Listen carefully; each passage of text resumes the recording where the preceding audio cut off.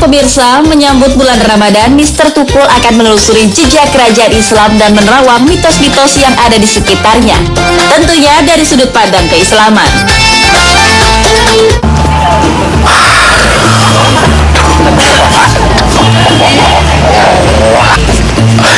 Panas, haus, panas, panas, haus. Tapi sedang apa ya Mr. Tukul saat ini? Seperti ingin melakukan sesuatu. Wow, ada kelapa hijau. Hilang. Perasaan saya tadi ada di sini.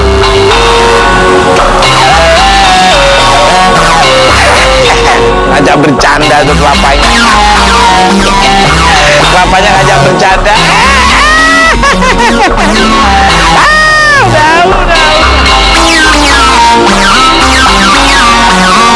Waduh, kayaknya Mr. Tukul mau meminum sesuatu.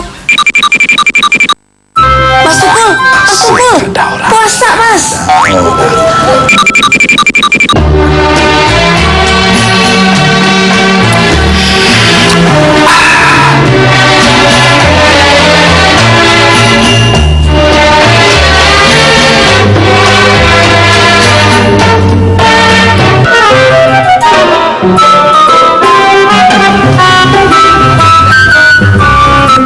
Iya, ngapain dia? Mas Tukul. Tadi perasaan saya tadi malu, saya mau ngomong, perasaan saya haus, terus ada kelapa, malu. Minum nih. Puasa-puasa haus, Mas. Ya namanya puasa pertama. Aduh. Ngebayangin nih hukumnya.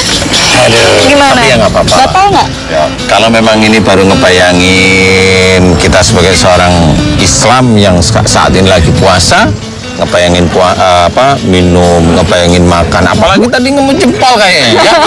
Insya Allah itu hukumnya makruh. Jadi kalau bisa kita tidak menjalankan karena niat kita ikhlas lillahi ta'ala dalam berpuasa, janganlah dibayangkan, karena kalau kita membayangkan makan, membayangkan minum, itu akan bergejolak di pikiran kita, akhirnya menjadikan niat kita yang tulus berpuasa itu berkurang. Itu pun mirip seperti umpamanya seorang ibu lagi masak, mau mencicipi masakannya. Jadi kalau mau mencicipi masakan, itu hukumnya makruh, asal jangan ditelen. Mencicip itu masih boleh, tapi itu makruh. Setelah dicicip, dikeluarkan, dibuang lagi, berkumurlah yang baik. Nah, insya Allah itu masih diperbolehkan. Ya udah deh, Mas Tukul, Pak Ustadz, mendingan kita lanjutin perjalanan kita.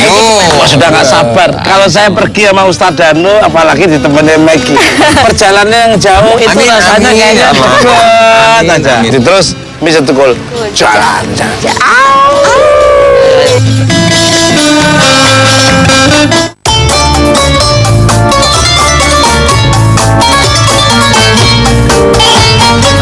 Nah, pemirsa Mr. Tukul Jalan-Jalan, saya masih bersama Ustadz Danu dan Maggie Dias. Iya. Akan mengeksplor sekitar Pekanbaru yang sangat indah sekali, yang ada hubungannya dengan kerajaan-kerajaan Islam. Ustadz, enaknya kita kemana dulu ini? Kita coba ke Palelawan dulu. Oh, kenapa memilih Palelawan ini? Karena memang di situ ada kerajaan yang tidak besar, tapi cukup menggelitik untuk kita cari informasinya. Penasaran sih, seperti apa sih istana kerajaan Palelawan itu? Iya. Ya, penasaran pemirsa? Langsung aja kita menuju ke itu terus. Mr. Tukul jalan-jalan.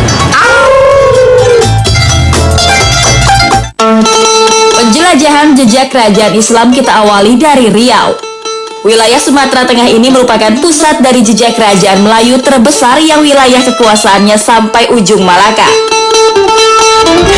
Pulau Riau, kemudian juga di pesisir timur pantai Sumatera ini ada 4 sungai besar. Pertama Sungai Rokan di sebelah utara, lalu Sungai Siak, Sungai Kampar, dan Sungai Indragiri. Nah, keempat sungai ini dan Selat Melaka itu sejak zaman dahulu itu memegang peranan dalam perdagangan lintas bangsa, ya, antar bangsa.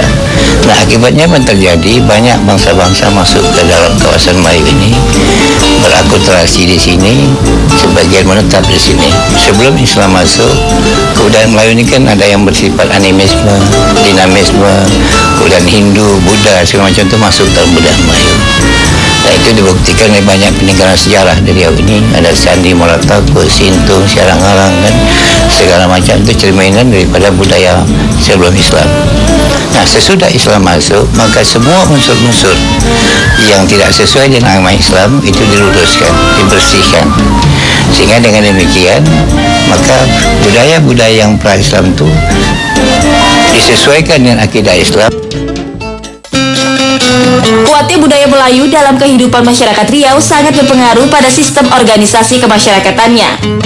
Oleh karena itu, sampai sekarang permasalahan hukum adat masih dianggap sebagai masalah bersama yang harus dipecahkan secara musyawarah oleh para petinggi adat.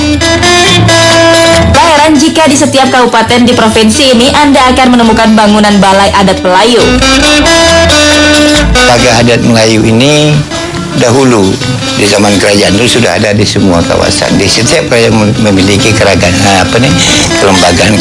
adat sesuai dengan adat dan budaya yang berlaku di kerajaan itu masing-masing. Jadi ada mulai peringkat desa, peringkat mukim atau kecamatan sekarang, kabupaten, kota dan sampai Riau ini. Tapi dulu itu kan di pusat-pusat kerajaan. Jadi setiap kerajaan itu punya struktur kelembagaan adatnya masing-masing. Nah, sesudah kita merdeka, ini kan sebagian besar kelembagaan adat yang bersifat tradisional itu tidak lagi nampak. Karena dulu pusatnya itu terajunya kan di pusat-pusat kerajaan. Tidak adanya pusat kerajaan, ya waktu mereka itu mengekalkan dirinya dengan cara mereka masing-masing. Lembaga adat ini fungsinya itu mengkoordinasikan, membina, mengembangkan kelembagaan adat tradisional yang ada di masing-masing bekas kerajaan itu dulu. Terus juga membentuk sesuai dengan peringkat-peringkat pemerintahan kita. Jadi ada lembaga adat tingkat provinsi, kabupaten kota, kecamatan, sampai ke pedesaan. Fungsi utamanya adalah menggali, membina, mengembang, menyebarluaskan nilai-nilai adat dan budaya Melayu yang Islami itu. Hukum adat itu asasnya kan adil, lurus, tulus, ikhlas itu. Dan kita juga melihat bahwa hukum adat ini dia lebih mampu menyelesaikan masalah dan tuntas dibandingkan dengan hukum-hukum positif, apalagi hukum kolonial.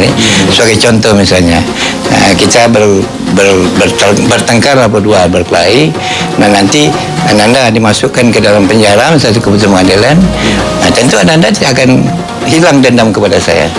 Tetapi kalau hukum adat mengatakan kita berkelahi, diselesaikan menurut adat, didenda misalnya mungkin seekor kambing atau 40 kilo beras, kita segantang beras segala macam.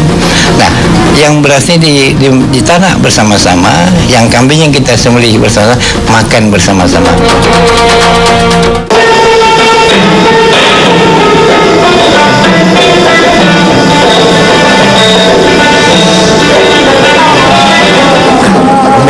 Bisa toko jalan-jalan, ada tari-tarian nih, Pak Ustadz ya, dan Megi. Ya, kita disambut dengan tari-tarian sangat luar biasa sekali. Alhamdulillah. Bagaimana?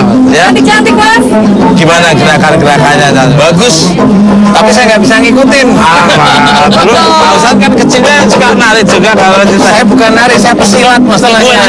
Ketemu ini. Memang dari postur tubuhnya kelihatan. Alhamdulillah. Megi juga dulu nari juga. Iya nih, makanya pengen ikutan nari nih, Mas. Kita coba ikutin gerakannya, coba. Iya, Mas. Larilah rantau kita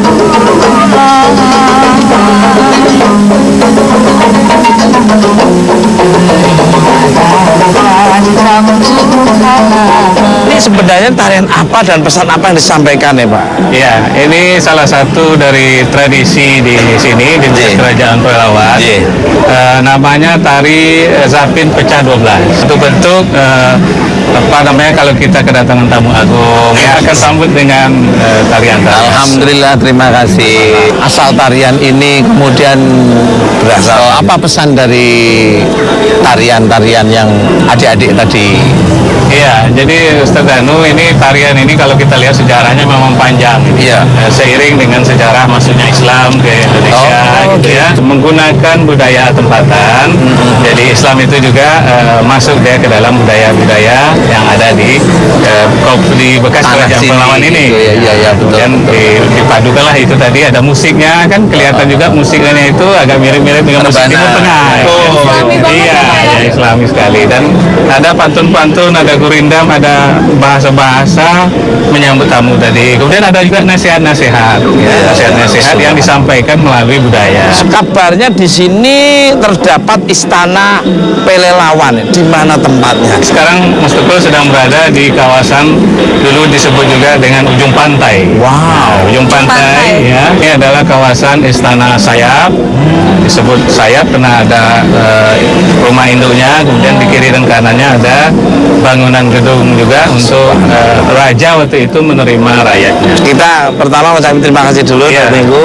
Salam hormat buat keluarga semuanya. Pak Ustadz, kita langsung aja menuju ke Istana Pelawak. Seperti apa Istana Pelelawan? Itu terus. Misal Tukul, jalan.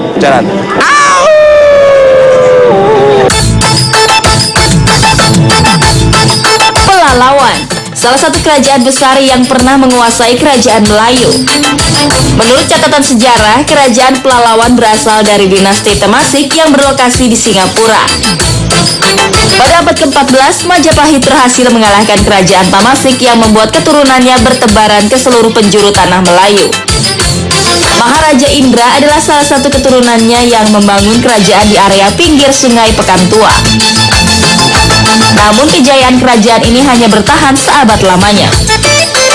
Di abad ke-15, kerajaan Pekantua tunduk pada kerajaan Malaka pada masa kekuasaan Sultan Mansur Shah dan merubah namanya menjadi kerajaan Pekantua Kampar.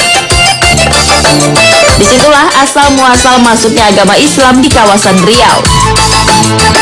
Setelah Sultan Mansur Shah wafat, putranya yang bernama Raja Ali memperluas kerajaan hingga ke negeri Kuala Johor dan mengalihkan kepemimpinan kerajaan Pekantua Kampar kepada Maharaja Lela Utama yang membuat kerajaannya harus memindahkan kekuasaannya. Namun karena adanya wabah penyakit yang menelan banyak korban jiwa, di tahun 1725 pun kerajaan berpindah di tempah Sungai Kampar dan berubah nama menjadi Kerajaan Pelalawan yang bermakna Lalawan atau tempat baru yang pernah menjadi istana. Singkat cerita, pada tahun 1797 terjadi serangan dari kerajaan Siak yang ingin memperluas daerah kekuasaan. Serangan pertama dapat dimenangkan oleh kerajaan Pelalawan. Namun di serangan kedua, Pelalawan pun ditaklukkan dan menjadi kekuasaan dari kerajaan Siak. Sejak tahun 1798 lah kekuasaan kerajaan Pelalawan pun dipimpin keturunan Siak, sampai Sultan terakhir menyerahkan kekuasaannya pada Republik Indonesia saat proklamasi tahun 1945. Salah satu peninggalan kerajaan Pelalawan yang masih tersisa di tempat ini adalah meriam keramat. Meriam ini dipercaya sebagai pusaka yang menjaga ketentraman bumi Pelalawan. Pada masanya, meriam ini merupakan senjata yang paling ditakuti saat teror negeri karena daya ledaknya yang luar biasa. Konon meriam ini pernah meluluh lantakan pertahanan Belanda. Sehingga sampai saat ini warga sekitar percaya bila meriam ini memiliki kekuatan magis luar biasa. Bahkan di waktu tertentu meriam ini ramai dikunjungi orang untuk melakukan ritual yang dipercaya dapat membawa keberkahan. Kalau dulu ada niat jahat, angkat aja nggak bisa gitu. Habis itu kalau seandainya salah-salah lagi niatnya, bisa kita muka kuning, bisa gila. Meriam kuning itu ada meriam induk. Itu meriam pada pelito namanya. Kalau kami di sini ya, pada pelito. Tapi apabila dibunyikan, seluruh kampung ini padam. Kabarnya di istana terdapat Tanjung Pembunuhan. Tempat itu apa nih Pak? Itu dinamakan Tanjung Pembunuh karena itu tempat eksekusi kata Jawa. Kalau ada kesalahan-kesalahan.